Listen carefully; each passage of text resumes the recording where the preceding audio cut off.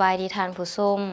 ยินดีต้อนรับทุกท่านเข้าสู่การรายงานพยากรณ์อากาศที่ห้องข่าวกรมอุตุนิยมและอุทกศาสตร์สำหรับสภาพอากาศอยู่ในมื้อนี้แม่นอากาศจะหนาวเย็นหลายทั้งแขวงภาคเหนือพร้อมมีลมพัดแรงอยู่บางท้องถิ่นต่อไปให้มาติดตามแผนที่อากาศนำกันเลยอากาศเย็นที่ประเทศจีนยังสืบต่อแผ่ลงมาปกคลุมอยู่ทั่วทุกภาคของประเทศลาวโดยกำลังปานกลางหาแห้งสมทบกับลมมรสุมตะวันออกเฉียงเหนือพัดปกคลุมซึ่งเจ็ดให้อากาศแม้จะเย็นอยู่ทั่วไปอยู่ในแต่ละภาคอากาศแม้จะหนาวเย็นหลายทั้งแขวงภาคเหนือด้านตะวันออกแขวงไชยสมบูรณ์และเขตภูเพียงบริเวณพร้อมมีหมอกหนาปกคลุมในตอนเช้าและมีลมพัดแรงอยู่บางท้องถิ่น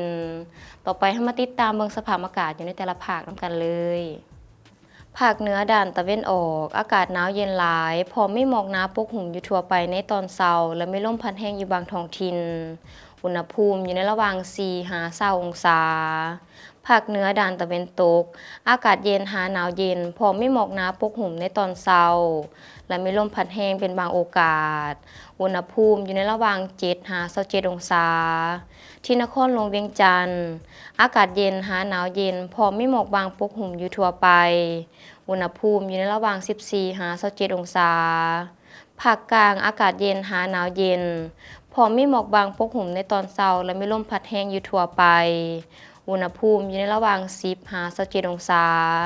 สำหรับแขวงไชยสมบูรณ์ลักซาวและเมืองเวียงทอง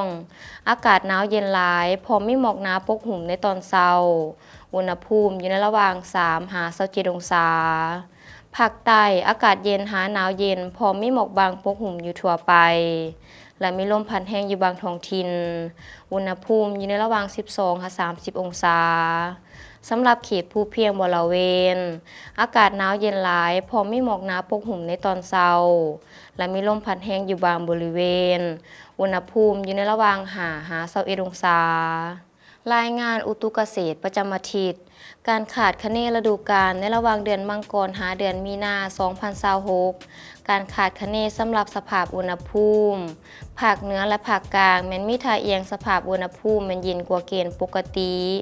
ภาคใต้แขวงสารวันเซกองอัตตปือและจำปาสักแม้นมีท่าเอียงสภาพอุณหภูมิมันอยู่ในเกณฑ์ปกติการขาดคะเนสำหรับสภาพน้ำฝน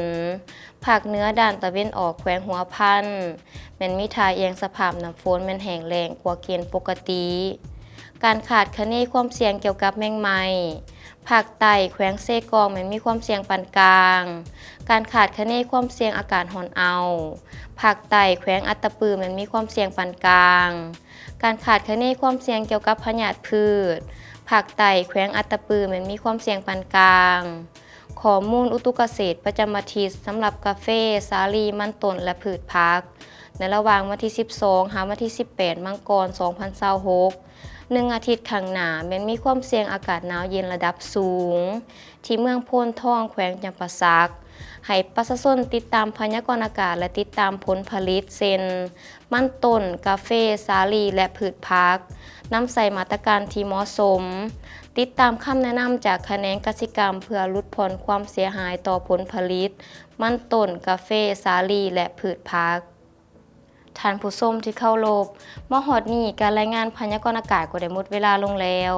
ท่านสามารถติดตามข่าวสารการพยากรณ์อากาศได้ที่ Facebook และ YouTube ที่ขึ้นด้านลุ่มนี้สำหรับมื้อนี้ขอกล่าวคำว่าสบายดี